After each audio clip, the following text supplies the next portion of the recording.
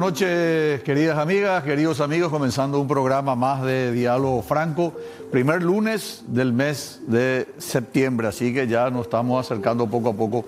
Hoy vamos a tener dos temas muy interesantes, vamos a hablar de la participación de Concepción en la Guerra del Chaco, de qué manera la ciudad de Concepción acompañó, articuló y catapultó al Paraguay para poder hacer posible como una suerte de bisagra entre Asunción y el Chaco. Actuó la ciudad de Concepción, de qué manera ayudó la ciudad de Concepción.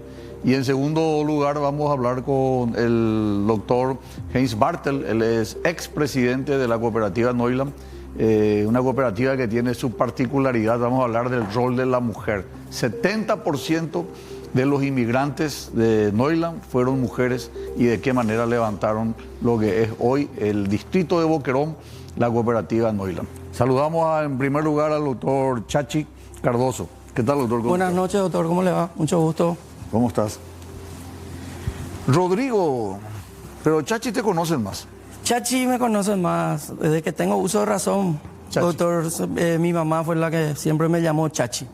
Bueno, historiador, gestor cultural, docente universitario, una persona preparada, muy conocedor de la historia de Concepción. Un placer tenerte acá y te agradezco que hayas venido de Concepción. Muchísimas gracias, doctor. Gracias por la invitación y estamos aquí para compartir con tu programa. ¿Cómo, de qué manera vos le podés explicar a la audiencia que te está viendo en todo el país, sobre todo a los concepcioneros, de qué manera la perla negra, la perla del norte, Concepción, ayudó al Paraguay y al ejército en particular para la guerra del Chaco? Bueno, Concepción desde su inicio mismo estuvo ligado al Chaco. Ya los mismos conquistadores ya en esa época tenían esa visión de fundar un centro logístico, sí, justamente para poder frenar la invasión portuguesa, la constante incursión de los indios que bajaban hasta Asunción. Entonces la idea del gobernador Pinedo fue justamente de montar un punto militar. De eso sirvió Concepción desde su inicio mismo por su posición geográfica y estratégica, ¿verdad? Entonces, al fundar Concepción como centro de la defensa contra portugueses e indígenas enemigos, como hace para la Unión Expedita con el Alto Perú, justamente para poder comercializar nuestra yerba mate, que es uno de los productos más característicos, sí, de este país. Correcto. Entonces Concepción, ya en los albores de la guerra, el Chaco vendría a ser una extensión territorial de Concepción, justamente por su posición geográfica, ¿verdad? O sea, el Chaco se identificaba más con Concepción que con Asunción. Claro, porque era la población hasta ese momento la más cercana, ¿verdad? Tenemos que tener en cuenta que los conquistadores llegaron hasta lo que hoy conocemos como la provincia de Chiquitos. Nuflo de Chávez funda Santa Cruz de la Sierra en 1561 y obviamente el imperio español abandonó mucho tiempo lo que es el norte. Y como vos sabrás, doctor, desde todo este tiempo, desde la fundación de Concepción, especialmente en la época del doctor Francia, a Concepción se le decía luego la frontera norte. Siempre fue un baluarte de la soberanía nacional, ¿verdad? De Concepción partieron, por ejemplo, las expediciones para fundar el fuerte de Borbón y el fuerte de San Carlos y otros lugares en donde se tenía una cierta seguridad para poder frenar las invasiones bandeirantes. San Carlos más cerca porque es dentro del departamento de Concepción y Borbón sí ya más arriba en el mismo Chaco. Así mismo, San Carlos está como a 200 kilómetros más o menos de Concepción, 180. San Carlos del APA y Olimpo está mucho más arriba. Pero hasta ahora hay una estructura que recuerda, tiene reminiscencia de qué manera nos defendíamos de los lusitanos. Totalmente. Y sobre todo de los bandeiras, de los bandeirantes. Así es. Que causaron estupor ahí. Bueno, volvamos a Concepción. Sí, bueno, y en los inicios de la guerra, antes de los inicios de la guerra, en la preguerra del Chaco específicamente, cuando los bolivianos empezaban a entrar, a fundar fortines, Concepción también empezó a movilizarse, en este caso el doctor Eligio Ayala, que fue prácticamente uno de los presidentes que empezó a a modernizar el ejército, a contingentes que se fueron a fundar, por ejemplo, el Fortín Presidente Ayala, que es lo que hoy conocemos como Fortín Nanagua, y otros lugares, ¿verdad? Entonces, desde el inicio mismo de la fundación de los fortines, tanto para fundar los fortines, reabastecer los fortines, mantener los fortines, todo salía de Concepción. O sea, Concepción sería como una madre de fortines. Madre de fortines, esa es una frase de la doctora Julia Velilla Laconich, justamente, porque de Concepción, y la gran mayoría eran también concepcioneros. Por ejemplo... Tiene un libro ella sobre Concepción y... Concepción y el Chaco, sí. El teniente Rojas Silva, antes de su muerte, justamente partió de Concepción, donde después se fue a encontrar la muerte, ¿verdad? Entonces... Fortín Sorpresa. En el Fortín Sorpresa. Y eso justamente hizo que también el gobierno, el ejército, empiece a preocuparse más también por el Chaco, ¿verdad? Porque ya nos estaban rodeando, por así decirlo, ya casi cerca. Fortín Sorpresa creo que estaba más cerca de Asunción que de Concepción, ¿verdad? Pero en Concepción... Lo que pasa es que no había camino. No había camino. No había camino, entonces la única alternativa era llegar hasta Concepción, ir a Puerto Casado, utilizar la vía del tren y de ahí utilizar como una suerte de distribución de base. Así mismo. Una especie de hub. Así mismo. Concepción fue designado como el sector centro de la base logística de lo que es la guerra del Chaco, ¿verdad? De lo que fue la guerra del Chaco. Asunción sector sur y Puerto Casado sector norte, ¿verdad? Pero todo lo que hace a todo lo que es la parte militar, logística y en sí, siempre fue Concepción la que más, de donde más salían, ya sea armamentos, soldados, víveres, alimentos, medicamentos, siempre se centraba en Concepción. Ahí había una especie de centro de aprovisionamiento en Concepción. La sociedad civil concepcionera se movilizó. Primeramente, cuando empezó la guerra, había una Liga Patriótica Norteña, pero a medida que la guerra avanzaba y a medida que había más heridos que venían del frente, más soldados que iban al frente... ¿Eran evacuados los heridos? Los heridos eran evacuados a Puerto Casado y los que de mayor gravedad, Concepción y Asunción, ¿verdad? Pero también luego la Liga Patriótica Norteña se convierte en la Junta de Auxilios Norteños, porque empiezan a organizarse en subcomisiones, por ejemplo, comisión de mujeres, comisión pro avión, comisión de alimentos. Entonces, para hacer mejor la organización y poder delegar también ciertas cuestiones, entonces cada comisión tenía también sus oficinas en las ciudades más importantes alrededor de Concepción, como Loreto, Orqueta, Belén. Entonces la Junta de Auxilios Norteños, ¿qué era lo que proveía? Alimentos, armamentos, municiones y demás, ¿verdad? Ahora, Concepción tiene la particularidad de que, por ejemplo, en el caso de Estigarribia, siendo capitán, él después de venir de su curso de Santiago de Chile, se fue a Concepción y estuvo 1 o 2 años, le conoce a una concepcionera y se casa. ¿De quién estamos hablando? De Julia Miranda Cueto. Estigarribia ya estuvo en Concepción en el año 1913, 1912 más o menos.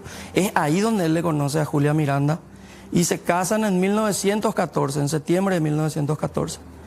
Y el linaje de doña Julia Miranda Cueto es bastante conocido hasta hoy en día, inclusive hasta hoy en día hay familias Cueto.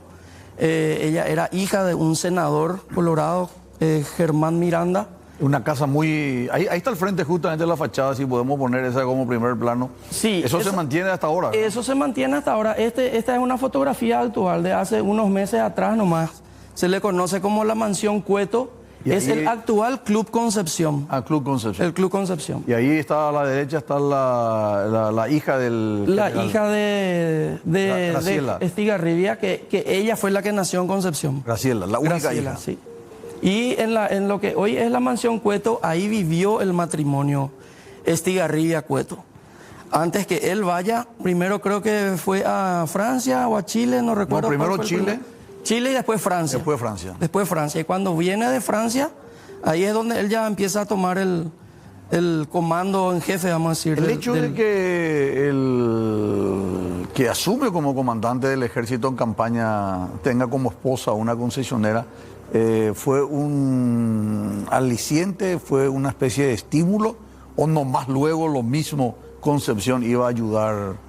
Yo creo que Concepción iba a ayudar nomás luego. Por su ubicación Por su ubicación geográfica y estratégica y por toda la historia que tenía detrás como baluarte de la defensa nacional, ¿verdad?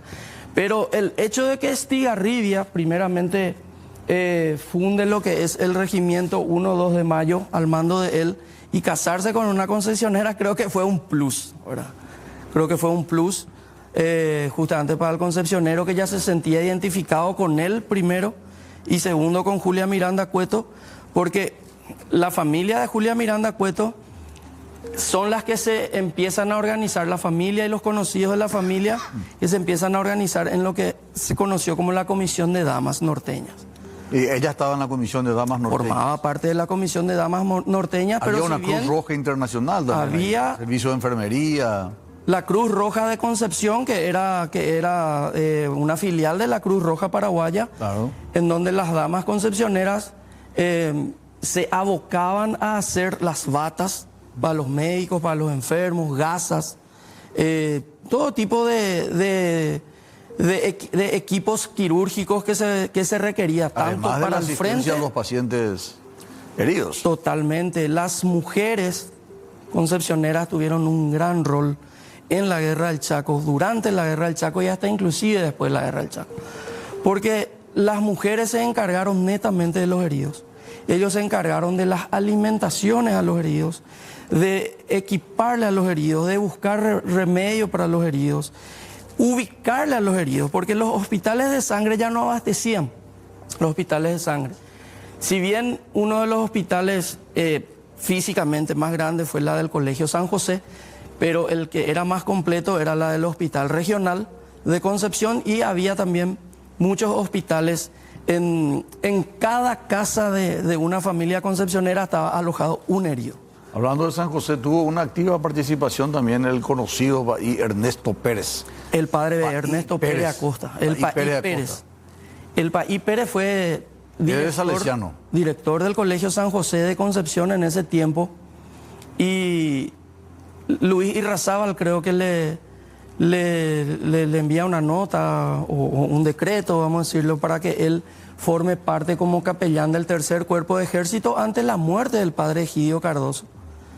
Entonces el padre Pérez se va al frente, ahí le podemos ver la fotografía al lado del mayor Paulino Antola, y el que está al otro lado, al extremo derecho, es el padre Juan Bautista Queiroz Candia. El otro sacerdote no le tengo registrado. Ese es en la vereda del Colegio Salesiano, en Concepción, en plena Guerra del Chaco. Porque el mayor Paulino Antola creo que era un alto oficial del regimiento 1-2 de mayo que estaba encargado de todo lo que es la parte logística.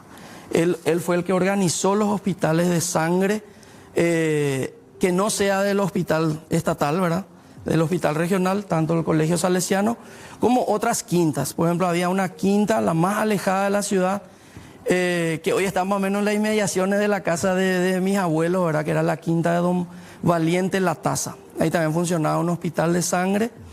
También el Colegio María Auxiliadora, sí, también abrió sus puertas. Las hermanas confeccionaban también artículos para los el hospitales. Agregado de que el Bahí Pérez no solamente fue capellán, sino que empuñó el fusil. Sí, se fue al frente él. Y también hay que destacar que el Bahí Pérez le llevó a la banda de músicos del Colegio Salesiano. Y le llevó a todo no sé, habrá sido una compañía, un batallón de gente de Concepción que se fueron toditos los salesianos, sus alumnos, a ponerse a disposición del ejército. Así mismo. Y cuenta el padre Pérez en sus memorias cómo él hizo para obtener el permiso de los chicos de la banda salesiana para irse al frente del Chaco, y que cómo fue para que se le confeccione los uniformes que ellos iban a llevar. Entonces, y la travesía que hicieron, salir de Concepción, pasar el puerto, irse de Concepción fue una fiesta cuando los chicos salieron del colegio, empuñaron la calle principal hasta el puerto, al son de las marchas, con el País Pérez ya estaba en el frente. Hay una música que se le hizo al País Pérez. Sí. ¿Conocemos la música? La impronta salesiana. No, País Pérez. Yo le escuché a Luis Alberto del Paraná que canta País Pérez. Una linda música, lastimosamente no preparamos. A lo mejor a la vuelta del corte podemos tener. Podemos poner. Escuchamos, ahí tiene, ya que capo la producción. Che. Ah, no, la música, Cristian, la música.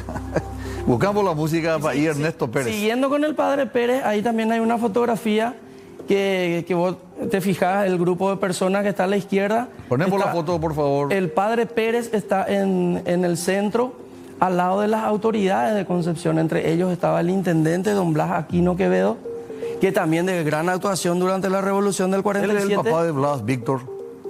Creo que sí. Blas Víctor. Aquino. Candú. El que tiene la imprenta.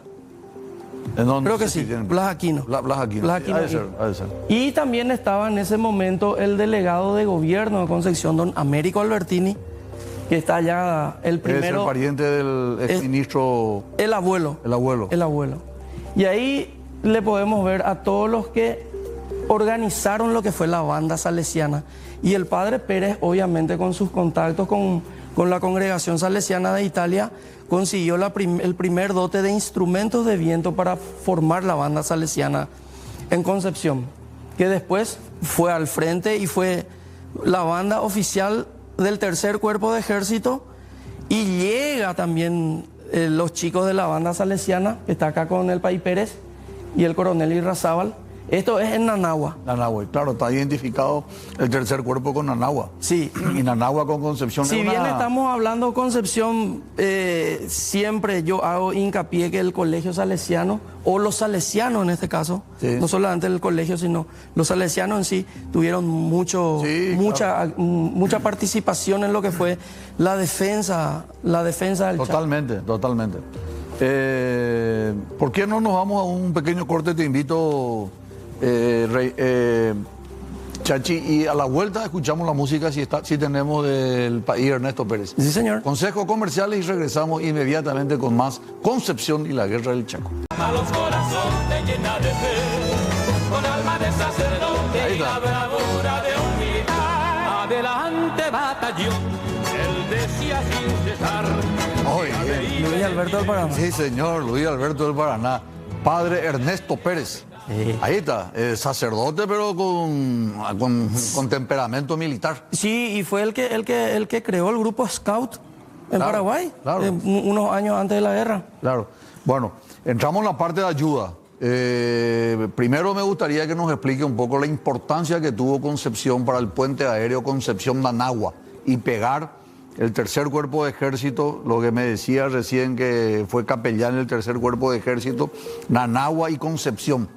Bueno, dijimos hace rato que Nanagua era una especie de extensión territorial de Concepción porque era el que más cercano estaba de Nanagua. Hoy está, 250 kilómetros más o menos. Pero imagínate el camino en ese tiempo. ¿Nanagua de Concepción? Sí. 250. 250 aproximadamente. Puede ser menos o más, pero ese pensé que era 150. No. 150 está Pozo Colorado, que era el famoso Fortín Orihuela. Bueno, pero ahí ya está cerca. Y 100 está de ahí. No. 100 kilómetros me dice el chaqueño, de Orihuela. Así que 100 kilómetros. Bueno, entonces el camino... 150 kilómetros. El camino era... Imagínate hasta hoy en día, como tenemos... No, hoy está un desastre. Y 80 años atrás habrá sido toda una... Bueno, Nanagua fue lo más al sur que llegó Bolivia. Lo más al sur que llegó Bolivia, sí, totalmente. Que fue muy cerca de Concepción. Que fue el que más ataques tuvo también fue Nanagua. Creo que 4 batallas. 2 batallas. 2 batallas, enero. El 20 de enero y el 4 de julio. El 4 de julio de 1934. Esa es la música del famoso 13 Tuyutí de Emiliano R. Fernández también. Totalmente. Pero explícanos un poco, doctor, por favor, lo que pasó ese 20 de enero en el puente aéreo. ¿Por qué fue importante Concepción? Concepción siempre fue importante porque, específicamente Concepción porque cuidaba mucho Nanagua. Porque si Nanagua caía, obviamente Lo que esperaba el comando paraguayo pues era que Kuntz y sus soldados vengan a tomar Concepción, ¿verdad?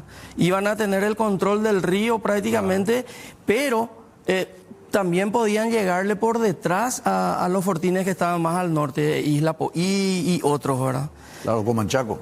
Claro, el Comanchaco, pero Estigarribia dice en su memoria que la idea de Kuntz era llegar a Concepción, tomar Concepción, y hasta inclusive dice que tenía nombre para Concepción, que se iba a llamar Presidente Salamanca, ¿verdad? Lastimosamente para Kuntz, ¿verdad? Y yo tengo entendido que era Concepción Saavedra y Asunción Salamanca. No, Concepción Salamanca, porque es lo que dice Estigarribia en sus... Pero tenían nombre para todo ellos. Para Concepción, para Asunción tenían todo. Pero no pudo contra el bravo soldado paraguayo. ¿Y qué pasó ayer en el puente aéreo? En el puente aéreo. Fue brutal esa parte de ese 4 de julio, puede ser, doctor. 20 de enero. 20 de enero de 1933.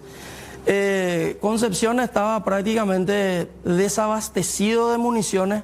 Creo que tenía 5 o 6 municiones por soldado. Y el coronel Luis Razabal pide al comando de Concepción urgente que traiga municiones. Y le dice del comando de Concepción que espere 2 días. Y le dice Razabal, en 2 días nosotros ya vamos a estar todos muertos. Entonces automáticamente salen los aviones de Concepción, de Concepción y Puerto Casado y llegan a Nanagua con casi todas las municiones listas, los cajones de municiones, ¿verdad? E inclusive creo que hubo un avión que cayó, no recuerdo cuál era el piloto, Isidoro Jara Cardoso. No, él no cayó ahí. Él cayó hacia Puerto Casado, creo que él cayó. Él fue el jefe del escuadrón, héroe, entre paréntesis. Él estaba a cargo del grupo de la 11ª Brigada Aérea Los Indios. Totalmente. Algún día tenemos que hablar de Isidoro Jara, realmente un héroe. Ahora, ahí lo que ocurre es lo siguiente. Paraguay, el ejército paraguayo, el tercer cuerpo de ejército de Irarrázaval, quedó de alguna manera aprisionado por los bolivianos. Totalmente. Al quedar bloqueado y aprisionado, Estigarribia, el general Estigarribia, le manda, entonces era coronel todavía, le manda a construir inmediatamente una pista aérea. Se hace una pista aérea y se hace el vuelo desde Concepción a Nanagua, a veces Concepción, Villa Militar, Nanagua, para conseguir más. Justamente esa parte hizo que la sociedad civil también se organice para la compra del avión ambulancia, el avión Nanagua, que podemos ver ahí, que fue gracias a la gestión de los concepcioneros que se organizaron en Junta Auxilios Norteños. 80% plata paraguaya, por así decirlo, ¿verdad? Porque no solamente fueron concepcioneros, sino también gente Yo pensé que era solamente de Concepción. También hubieron, hay un español que estaba en ese tiempo, se llamaba Raquel Zavala, un hombre, ¿verdad? Un español, que consiguió donación, creo que algo como 300.000 pesos para la época, de la Mate Laranjeira, que tenía su oficina central en Campanario, lo que hoy es más o menos Dorado, ahí cerca de Punta Pona. Ah, entonces hubo colaboración. Hubo colaboración. Pero fue fundamentalmente gente de Concepción la que colaboró. Que colaboró para completar lo que... Le pusieron el nombre de Nanagua. Le pusieron el nombre de Nanagua justamente para que pueda tener más ese vigor de defensa, vamos a decir. Entonces, al construirse la pista tanto en Nanagua como en Concepción, ya teníamos un avión, pero la pista se construye recién después de la adquisición del avión Nanagua. Ah, no, pero eso es el tema de tu avión Concepción de sanidad. Para el puente aéreo ya Concepción tenía su pista. Pero igual Concepción, los aviones militares, o sea, los aviones del ejército, de la Fuerza Aérea, no bajaban en nuestra actual base aérea. ¿Cuál era la Ellos base? usaban una pista de un chileno que se llamaba Carlos Verón. ¿Dónde está más o menos eso? Está camino a Loreto. Es una zona que hoy hay una cancha que se llama Cancha Cebollita.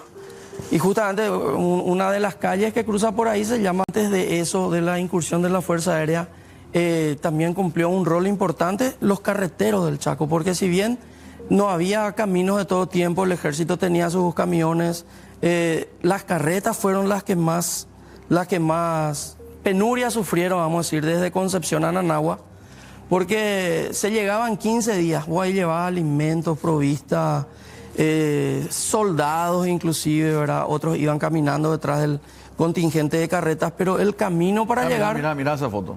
El camino para llegar a Nanagua habrá sido en época de mucha lluvia. Sí. Y te preguntarás por qué los soldados están desnudos, porque había momentos en que ellos cruzaban, por ejemplo, un tajamar o un estero con el agua hasta el pecho. Entonces, cuando iban a llegar en un lugar en donde iban a descansar, para no dormir con la ropa mojada, porque era lo único que tenían, se sacaban la ropa y cruzaban todo lo que se conoce hoy como estero Carancho, por ejemplo, que era imposible de pasar.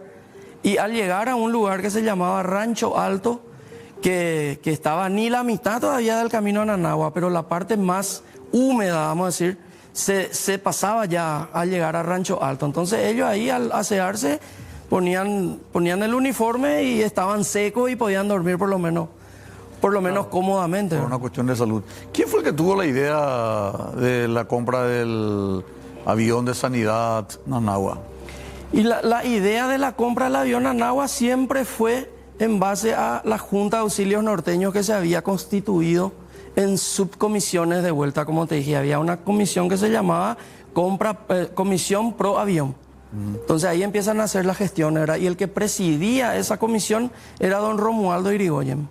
Y el que estaba también al frente como vicepresidente era el delegado civil de ese tiempo, que era don Américo Albertini, que es el papá de el abuelo de nuestro amigo que mencionaste recién. MOA, Miguel Oscar Bajac. Miguel Oscar, sí. Bajac Albertini. Muy bien, te invito a un último corte, doctor. Vendemos y regresamos inmediatamente en la parte final de Concepción y la Guerra del Chaco. Mi querido Rodrigo, la verdad que el tiempo se nos hizo corto, pero tenemos que ir resumiendo. Termina la guerra y el recibimiento que le dio Concepción a Estigarribia dice que fue apoteósico. Sí, termina la guerra y Estigarribia estaba apostado, creo que en Puerto Sastre o Puerto Casado, no recuerdo en cuál de los dos. Creo que Puerto Casado estaba. Puerto Casado, sí. Y recibe una comunicación la Intendencia en donde Estigarribia iba a bajar y iba a quedarse en Concepción primero antes de llegar a Asunción. Eso fue en agosto de 1935. Este es, por ejemplo, una fotografía en el Cañonero, Paraguay, en donde ya estaban viniendo los chicos, los de la banda salesiana, para llegar a Concepción, porque como sabrás, Estigarribia le declaró a la banda salesiana como banda oficial del Comanchaco. Ellos tocaron tanto en Nanagua como en Capirendá, fueron banda oficial de las entrevistas que tuvo Estigarribia con Peñaranda en Capirendá, en Puesto Merino. Entonces ellos vienen con Estigarribia en el Cañonero, llegan a Concepción y fue recibido como una multitud ahí en el puerto antiguo. Él se quedó 2 días en Concepción, revistó las tropas, visitó el hospital, visitó el colegio salesiano, le ofrecieron un almuerzo y el municipio le declaró hijo directo de Concepción a Estigarribia. Prácticamente después de su muerte, la casa donde él vivía, la casa del matrimonio, fue renombrado como Mariscal Estigarribia, la mansión que vimos hace rato donde él vivía, sí. Esa es la calle Mariscal Estigarribia. La familia Cueto es una familia adinerada, ¿verdad? Sí, una familia muy acaudalada en ese tiempo. Tenían propiedades en el Chaco también, parece, aparte de... No sé si en el Chaco, pero tenían en la zona de Paso Barreto y en Orqueta. En Orqueta tenían estancias. Por ejemplo, un recibimiento de Estigarribia en el puerto antiguo de Concepción, solamente se ve la parte de la escalinata, pero habrá sido toda una fiesta, ¿verdad? ¿Desapareció esa escalinata? Está hasta hoy. Hace poco arreglaron, pintaron, está recuperada de vuelta. Ojalá que... Sí, que es un lugar prácticamente histórico. Pero el Puerto Viejo no hay un frigorífico ahora. Ese sería en el Puerto Nuevo ya, cerca del puente. Sí. ¿Y el Puerto Viejo dónde está? Y el Puerto Viejo está ahí de la calle Presidente Franco directo al río. Ajá. Que va y termina por... Otro concepcionero, Manuel Franco. Manuel Franco, sí, totalmente. Hay que hablar también del otro día. En un momento, sí. Y justamente la calle principal de Concepción se llama Manuel Franco. Correcto. En homenaje a este señor, ¿verdad? Correcto. Correcto. Bueno, algo más que quiera recordar, Concepción, la forma que ayudó al Paraguay durante la guerra, extraordinario, meritorio. Y Concepción, como dijimos, doctor, al inicio, desde su fundación misma, Concepción siempre fue un baluarte de la defensa nacional. Si bien en la guerra del Chaco fue su prueba de fuego, Concepción tuvo muchas historias en la guerra de la Triple Alianza, no mucho protagonismo. Pero hay un incidente ahí. Hubo una masacre. Una masacre en Concepción. En 1869, pero... Que también es motivo de discusiones. Hay gente que está a favor, gente que está en contra, que dice que sí, que no. Sí, pero eso ya es... Toro Pichén. Toro Pichén. Pero la guerra del Chaco fue la que le puso a prueba a Concepción, por así decirlo, desde su fundación hasta nuestros días, ¿verdad? Hasta hoy en día el concepcionero está muy identificado con la causa chaqueña. Por así decirlo, hay muchos concepcioneros que hasta hoy en día prefieren viajar por el Chaco que venir por la otra ruta por 25 de diciembre porque se siente identificado con el Chaco. Conste que nuestra ruta está en pésimas condiciones, abandonado. La pasada que se demoró más de 20 horas para cruzar. Para cruzar, ¿verdad? Entonces eso también quería destacar, de que Concepción, si bien siempre fue una ciudad heroica, desde todo punto de vista, sea civil o militar, que esté abandonado tanto tiempo, ¿verdad? Estuvo abandonado. Hoy sigue estando abandonado en cierta medida, ¿verdad? Pero hoy hay muchas cosas que ya ayudan a ese desenvolvimiento, ¿verdad? Pero... Te tengo que hacer dos preguntas breves y cortas. Una me parte del corazón, que es la desaparición involuntaria como consecuencia de un secuestro miserable, asesino, criminal, del ex vicepresidente de la República, Óscar Amancio Denis Sánchez. ¿Cuál es ¿Cómo ven ustedes los concepcioneros esta situación con el ex vicepresidente?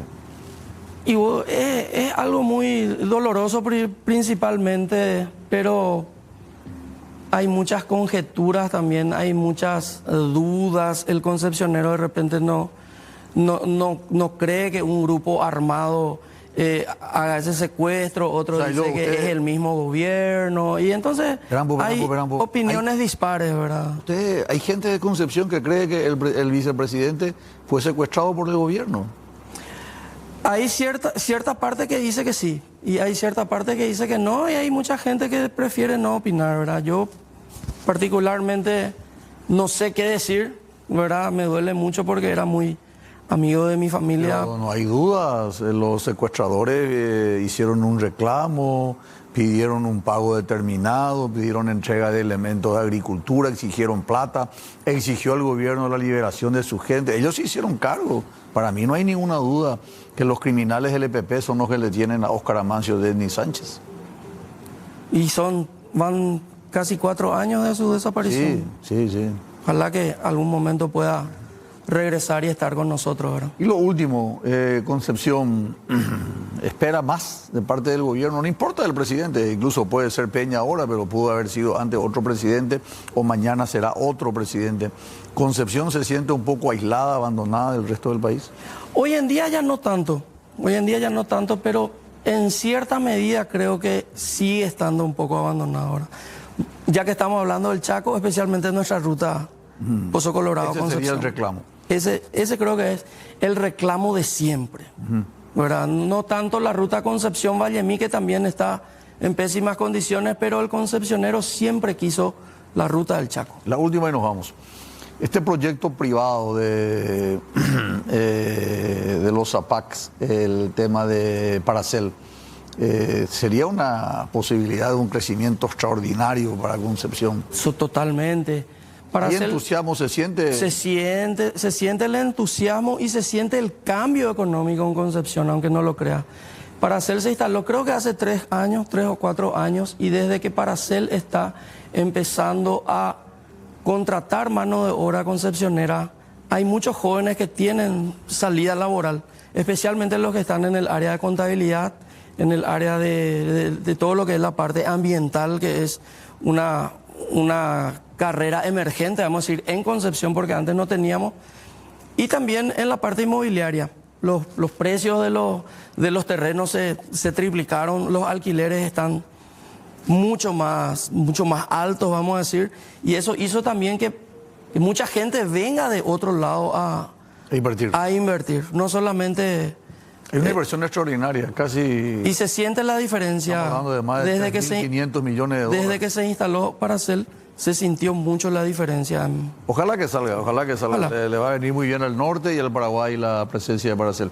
Doctor, gracias por estos minutos, gracias por venir desde el norte de Concepción. A usted, doctor, muchas gracias y a las órdenes para una siguiente. Estuvimos con Rodrigo, muchas gracias a Rodrigo Cardoso, vino de Concepción, historiador, miembro de la Academia de Historia del Paraguay, es un gestor cultural, docente en la Perla del Norte, así que una persona que ustedes vieron sabe muchísimo, nos estuvo ayudando a entender un poco el apoyo, la participación que tuvo Concepción y qué tan pesada fue esa mochila de poder ayudar al ejército en campaña durante la Guerra del Chaco.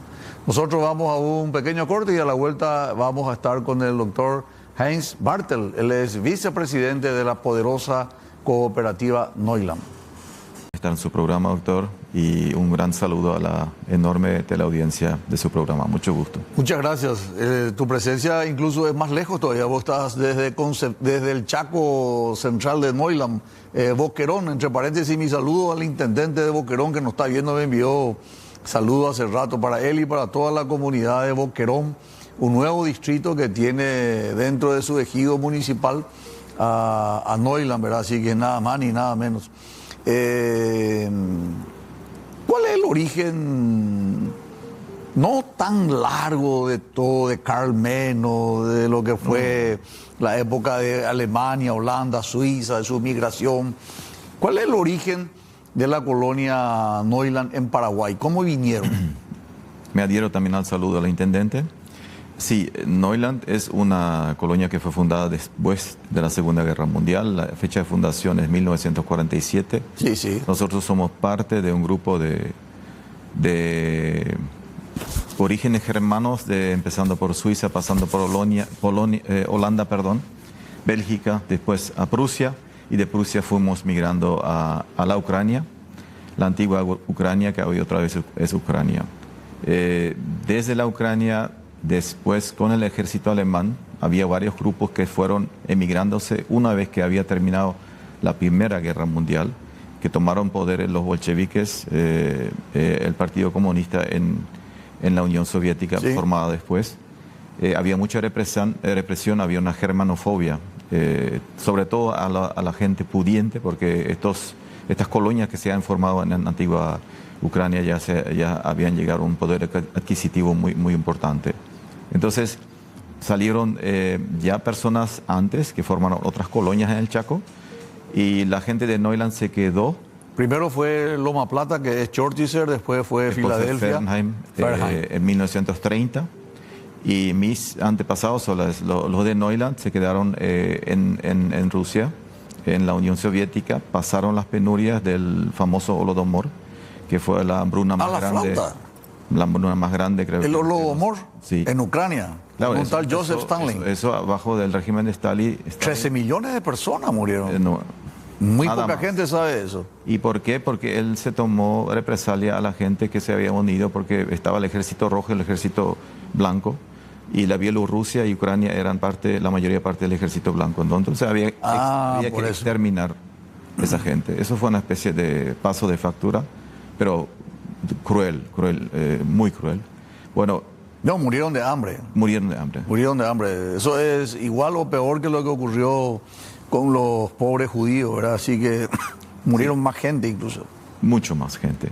13 millones de personas aparentemente. Sí. Y bueno, después de que el ejército alemán haya llegado a la zona de Ucrania, cuando invadió a la Unión Soviética, cuando les estaban retirando ya, el ejército alemán, ahí aprovecharon a esa gente para plegarse y tratar de buscar, por lo menos en cierta protección del ejército alemán, volver y huirse. Solamente era la única salida.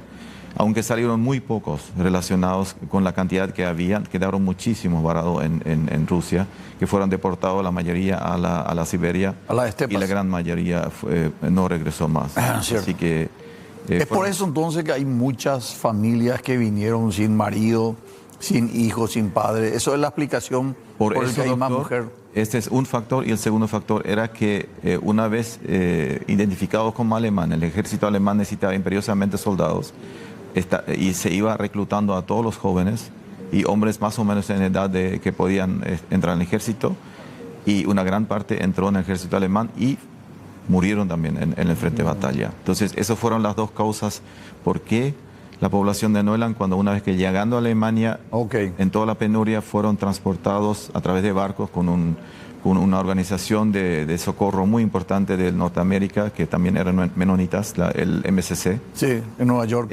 Sí, alquilaron barcos y los llevaron a América del Sur, a través de Buenos Aires a Paraguay.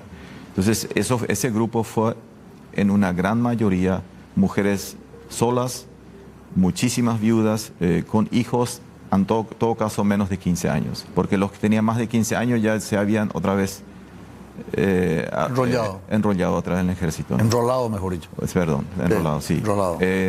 Y bueno, entonces esa fue la situación del momento, cuando llegaron otra vez por el ferrocarril de Puerto Casado, como también recién habíamos mencionado en otro programa. ¿Quién actuó de contacto para que vengan acá? ¿Fueron algunas de las cooperativas o la gente de Nueva York? Fue la gente de Nueva York, del MSC, organizó el traslado. Fueron cuatro transportes, en realidad. Mis padres llegaron en el último barco en 1940. 4 barcos vinieron. Sí. Eran algo así como 5.000 familias, 5.000 personas. En total sí, se quedaron algunos en San Pedro, sí, algunos como decíamos también en Buenos Aires, muy pocos, acá en Asunción también se quedaron, en Volendam, que fundaron la colonia Volendam, y 2.300 y algo personas se fueron a Neuland y fundaron la colonia Neuland. Cuando llegamos al sitio donde está el distrito de Neuland, vemos una mujer que es la que está llevando el arado. Qué cosa que impresiona es saber la relación que hay entre el Paraguay, porque el propio Papa Francisco dice que la mujer paraguaya ha reconstruido el país, ha levantado de sus cenizas. En el caso de ustedes, la colonia Neuland, también tenemos esa semejanza, que es la mujer, la promotora y la que ha logrado consolidar la migración. Es interesante la comparación que hace usted, y realmente es, aunque en forma muy pequeña, pero podría ser comparable con eso, porque la mujer en los primeros años en realidad levantó la chacra. Ese monumento que está en nuestra plaza central de Neuland, en el Chaco Boreal, es realmente muy meritoria la mujer de Neuland. Teniendo todos sus hijos, eran familias muy numerosas, con muchos hijos, teniendo que alimentar a sus hijos y tomar el arado, arar la chacra, plantar, y con todas las penurias del inicio de... Y trabajo pesado, Heinz, porque vos viste que el hombre normalmente es el que va con el hachazo, es el que va a limpiar, el que tiene que echar el árbol, el que tiene que construir la casa, y ahí no, era la mujer la que hacía. Y no solamente eso, ellos hacían ladrillos de adobe, juntaban paja para el techo, juntaban con barro, hacían todo. O sea, una pregunta, algunas de ellas, las pioneras, las que vinieron, ya no están más, ¿verdad? Ya son... una que es mi ex profesora de la primaria, vive. Cumplió el año pasado 100 años. Ah, mira un poco. Sí, 100 años. Qué bueno hablar con ella. Con todo lo que habrá pasado. ¿Habla español? No. No habla español. Ruso, habla fluido. Habla ruso. Sí, y alemán, porque ella nunca salió mucho de la colonia, pero muy interesante. ¿Y qué cuenta ella? Y bueno, es un libro abierto, ¿no?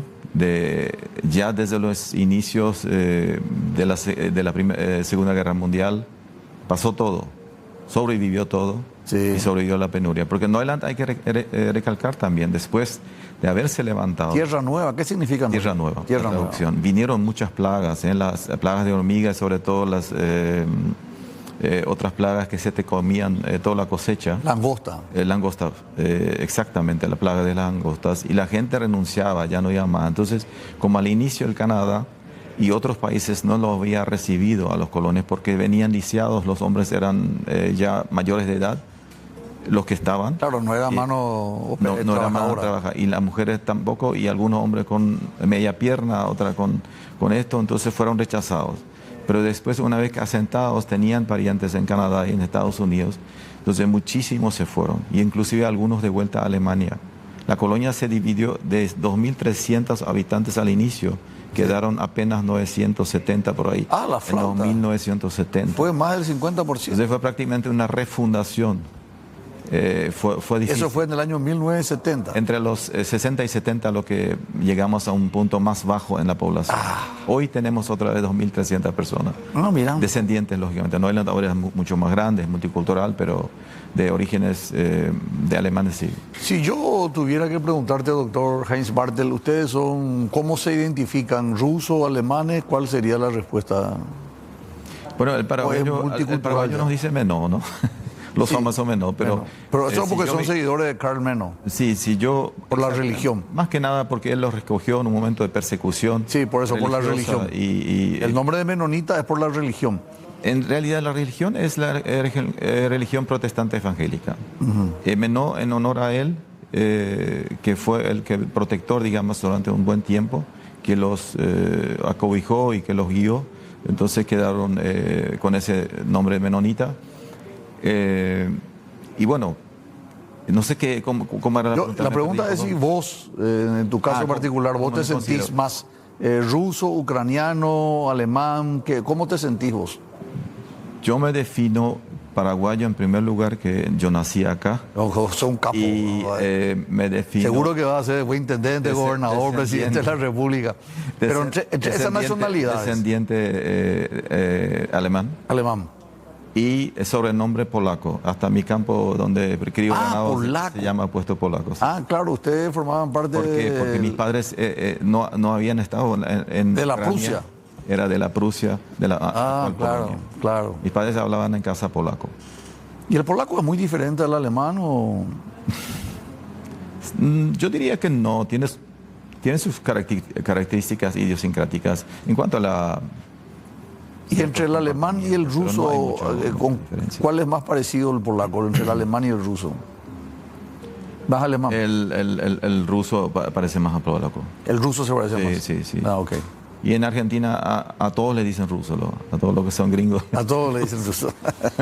Muy bien. Con esa perseverancia, con esa tenacidad de la mujer, que se le parece bastante en la historia del Paraguay, que la mujer tuvo que reconstruir la guerra del 70, luego la guerra del Chaco, a mí me produjo una gran alegría. Por eso le invitamos hoy al actual vicepresidente de la cooperativa Neuland, expresidente, para que nos hable un poco de esta historia, porque, repito, nos pareció importante compartir y transmitir para que la gente realmente tenga conocimiento. Hoy es una cooperativa poderosa, está en el centro del Chaco, forma parte del distrito de Boquerón, porque Neuland, el distrito de Neuland está muy cerca, muy próximo al sitio de la batalla de Boquerón. El centro de Boquerón, el centro de Neuland, como ahora lo llamamos, está a apenas 19 kilómetros del Fortín Boquerón. 19 kilómetros. Así que el Fortín Boquerón está en medio, territorialmente, en medio de Neuland. Entonces lo sentimos como nuestro. En Neuland todo se llama Boquerón. Bueno, exageradamente. El aeropuerto, ya dijo Stroessner en su momento, tenemos que llamarle aeropuerto de Boquerón. Desde ese momento fue aeropuerto de Boquerón. El hotel Boquerón, la municipalidad es lógicamente Boquerón. Y bueno, nos sentimos muy identificados. Qué bueno. Nuestro club deportivo también. También Boquerón. Sí. ¿Y vos acá en Asunción de qué club sos, Heinz? La Franja. Felicidades a los limpitas, están de parabienes. Vamos a unos consejos comerciales. 180 funcionarios. De esos funcionarios, apenas un 20% son socios. ¿Por qué tan pocos? Y por la necesidad de darle trabajo a otras personas. Los socios también, lógicamente, se dedican a producir, ¿no? Pero me refiero a los puestos de trabajo. Entonces, creo que es un aporte muy grande. Justamente estaba el colega de Concepción acá hablando, y en Neuland creo que de Loreto, de Orqueta y de Concepción y de todo el departamento tenemos muchísima gente de Concepción va a trabajar. Exactamente.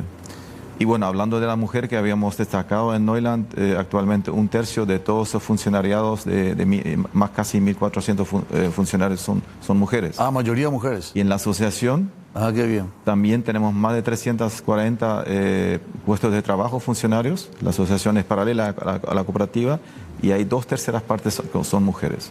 Qué bien. Así que... Y en el consejo también tienen... En el consejo, Neuland fue la primera cooperativa, por lo menos del Chaco, que fue votada una mujer como miembro del consejo de administración. Qué bueno. Y ahora mismo están las elecciones para el futuro consejo y están 3 postulantes de mujeres. Así que yo creo que hay que equiparar un poco el valor de la mujer en la sociedad, pero creo que también puede tener que ver que Neuland realmente la mujer tuvo un rol preponderante ya desde los inicios. Claro, más una forma que contaste, doctor. Bueno, siguiendo con la cooperativa es eso. Nosotros somos una cooperativa de producción. Básicamente, lógicamente ofrecemos muchos otros servicios como ahorro y préstamo también, servicio de finanzas, contabilidad, servicio técnico agropecuario, acompañamiento técnico a los productores, entre otros. Tenemos estancias de la cooperativa y bueno, el 80% un poquito más producimos carne. En Neuland, eso fue una decisión también hace unos cuantos años porque el tema de la agricultura, en los tiempos donde solamente se plantaba sobre suelos arenosos, los cultivos como maní, tártago o sésamo, las sequías a veces hacían estragos. ¿Y el algodón ahora no probaron todavía? El algodón es una planta muy noble, inunda el Chaco, ustedes lo saben, sí. Y gracias a Dios que resurge el algodón con muchas desmotadoras. Pero nosotros estamos en una tierra en Neuland donde el algodón de repente no es la tierra más apta para el algodón. Okay. El algodón necesita una tierra más arcillosa, más firme. ¿Y la usted es más arenosa? Claro, pues si nosotros la planta de algodón nos crece casi tan alto como una persona y por la composición de la tierra, ¿no? Pero o sea, si se planta algodón en nuestra zona, en Boquerón, en Neuland, va a crecer mucho, va a ser muy alto. Y es que hay que frenarle para que no crezca. Hay que frenarle. Sí. Mira, sí, son características que tienen que ver con la composición del suelo. Pero vamos a hablar después, ¿verdad? Si es que tenemos tiempo. De todo modo, el fuerte de ustedes es la carne. Hoy un buen asado es Neuland. Debería ser Neuland. No, categórico. Sí. Acá todo el mundo Neuland. Neuland apostó hace más de 10 años. Diseñamos una estrategia de apostar fuertemente al mercado local. No solamente después de varias crisis de la fiebre aftosa que tuvo el Paraguay, que le limitó fuertemente en cuanto a la exportación, ¿no? Que al final al cabo quedó la carne acá, sino también porque el paraguayo como país se merece comer la misma carne de primera calidad que la que exportamos. Entonces ese es un poco nuestro lema. Pero ustedes exportan mucho. De la producción total, ¿cuánto exportan y cuánto es el consumo local? 50-50. A veces varía, entre 40-60 o cambia otra vez, pero el 50 es el promedio. 50 se venden en el país y 50 exportamos. ¿Y dónde va? ¿A qué mercado fundamentalmente? El 70% se va a Chile. Chile. Neuland ha desarrollado en Chile también partnerships o relaciones muy importantes con empresas grandes, productoras de carne, y hemos desarrollado marcas conjuntas. Así que en Chile tenemos, creo que, un terreno muy importante que para nosotros es fundamental. También a Europa, a otros países, lógicamente, pero básicamente Chile. ¿Y la parte láctea, doctor? La parte láctea fue un sector de producción muy importante hace 30, 40 años atrás. Después la gente fue mudándose paulatinamente a la producción de carne, y porque es un trabajo forzoso, ¿sí? Porque 24/7 y 365 días al año, así que no... Y bueno, yo creo que, no sé si en un estatus social, lo que sea, pero Neuland fue minorando un poco la producción. Nosotros tenemos una alianza con la cooperativa Fernheim, que se llamaba la marca Coop, y después de muchas negociaciones hemos entendido que habría que fusionarse, porque la competitividad, la competencia es muy importante. Entonces hace un año nos hemos fusionado con la marca Trébol. ¿Sí? A ver si... hay producción láctea en Neuland, sigue habiendo. Correcto. La ruta de la leche está en el territorio de ustedes, ¿verdad? Está en el territorio de Chortizar, debajo de nosotros, hacia el sur. Sí, porque Chortizar se divide, creo que, en 2 terrenos importantes, la parte norte y la parte del sur. Lolita para todo en la parte del sur y la parte del norte. Lolita es de Chortizar, ¿no es de ustedes? No. Yo pensé que la Traschaco dividía. No. Ellos pasan la Traschaco a uno y otro lado. Invadieron. Es grande Chortizar, ¿eh? Una cooperativa grande. Sí, la primera cooperativa. Pero entonces, pero la ruta de la leche de todos modos le beneficia a ustedes. A muchos tamberos seguramente les facilita enormemente el trabajo y la recolección de la materia prima.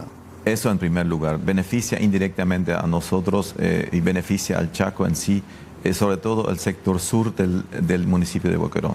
Ok. Muy importante.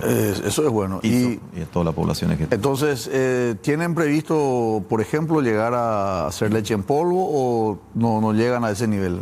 No, le acabo de decir, nosotros decidimos con Fernheim en forma... Entonces se unieron.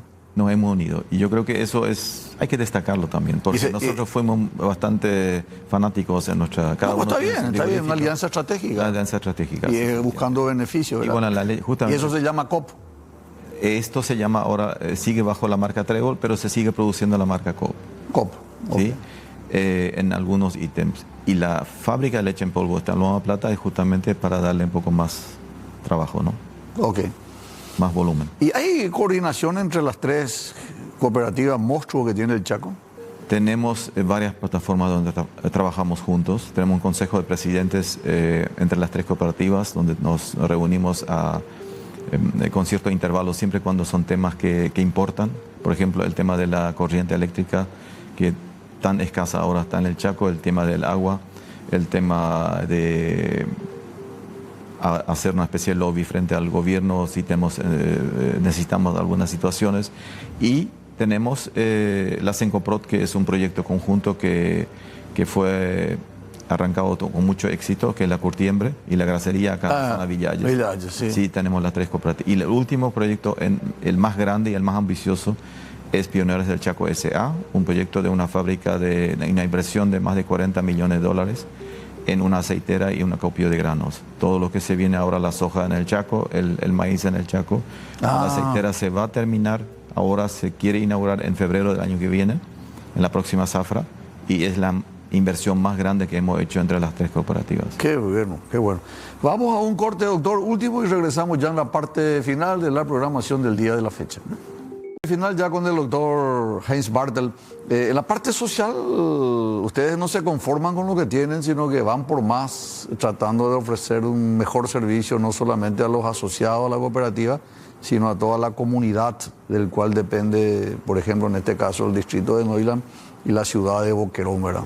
Sí, correcto. Desde los inicios, pero sobre todo en los últimos años, toda esa estructura de servicios, que es salud, caminos, educación, servicio de cooperación con las comunidades vecinas, servicio de seguridad, lo canalizamos a través de la Asociación Colonia Neuland. Eso es financiado con aportes voluntarios de los asociados, es mucho, pero tratamos de llevarlo a un nivel de exigencia importante. Queremos que el Chaco también tenga acceso a lo que se puede tener acá en Asunción, porque durante muchísimas décadas nosotros tuvimos que venir con precarios caminos de ambulancia, por ejemplo, hablando ahora de la parte de salud, a Asunción, con los pacientes a veces, inclusive con penurias muy importantes en el camino.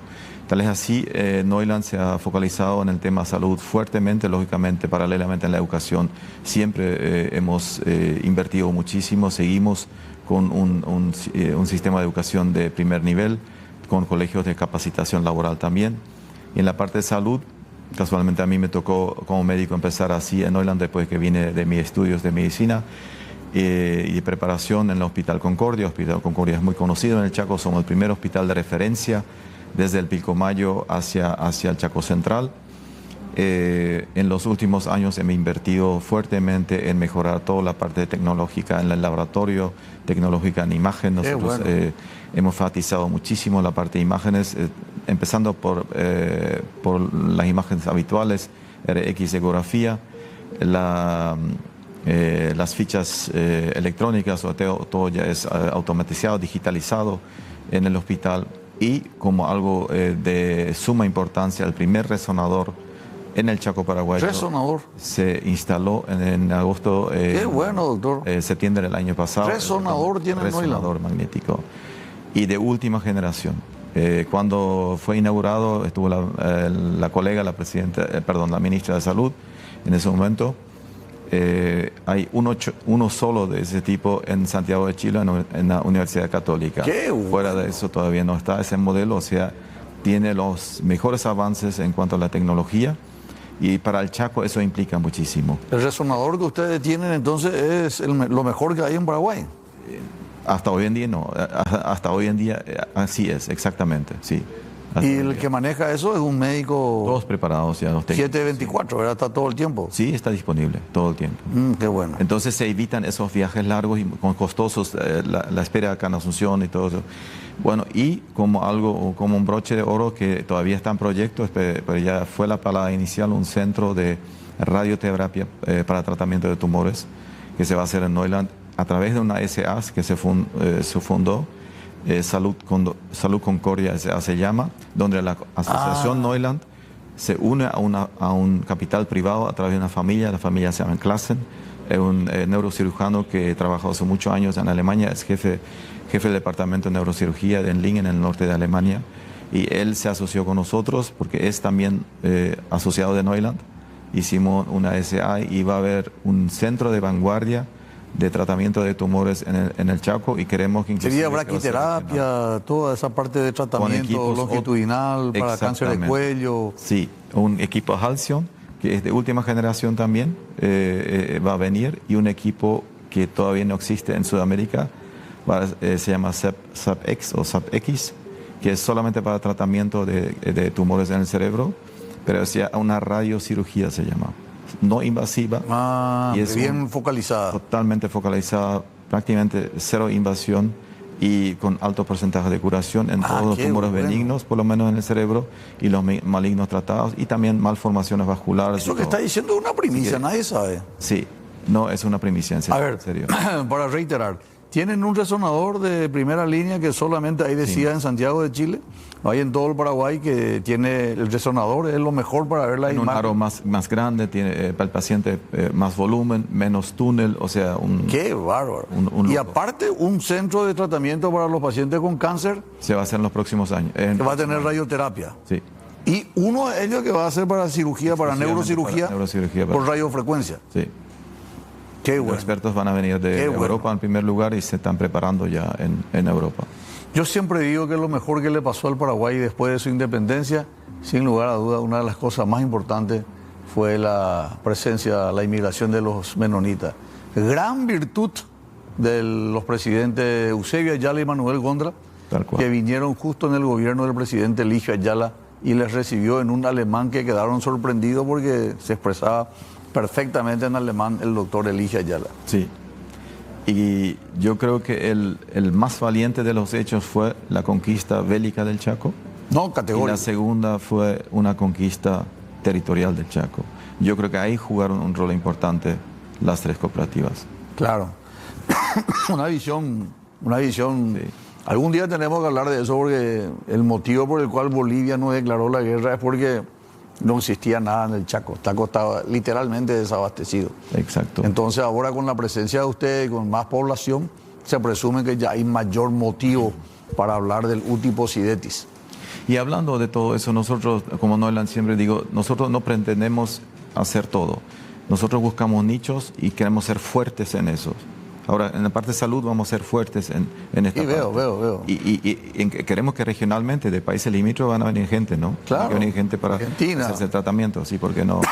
Norte de Argentina, sur de Bolivia. Así Doctor Geis Bartel, un lujo. Realmente nos enteramos de muchas cosas. Felicidades para la cooperativa, felicidades a vos y a nuestro presidente Andreas Ernst. Gracias por todo, muy amable. A ustedes, nosotros somos chaqueños de corazón, nos debemos al Chaco y nos debemos al Paraguay. El Chaco es y tiene que ser el futuro para nuestro país. Muy bien. Muchas gracias. Un verdadero chaqueño. Nosotros nos vamos, regresamos, si Dios permite, el próximo lunes. Gracias a la audiencia por la preferencia. Retornamos, Dios mediante, el próximo lunes con más Diálogo Franco.